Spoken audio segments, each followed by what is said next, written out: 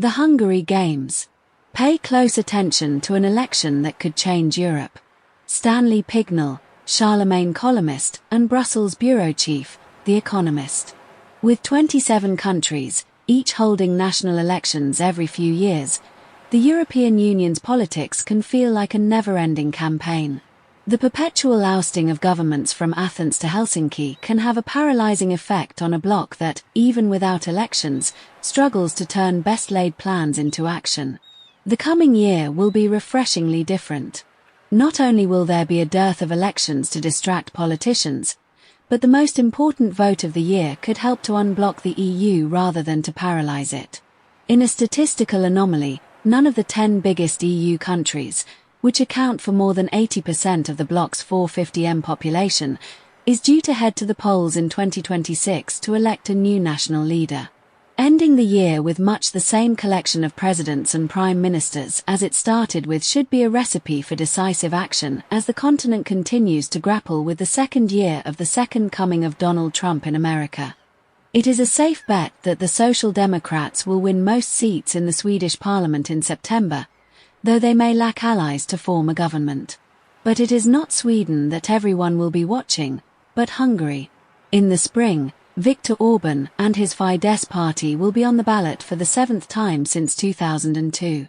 The proudly illiberal prime minister has held office since 2010.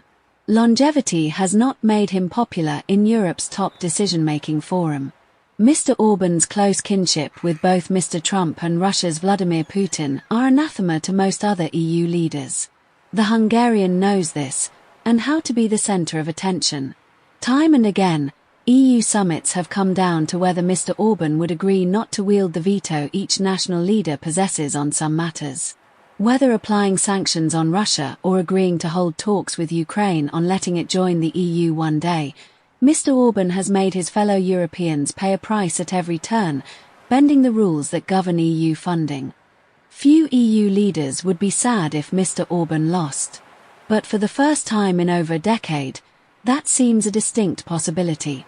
Fidesz is polling a distant second to TISA, largely a one-man party founded in 2024 by Peter Magyar. TISA has presented a unified anti-Orban front for the regime's opponents to get behind.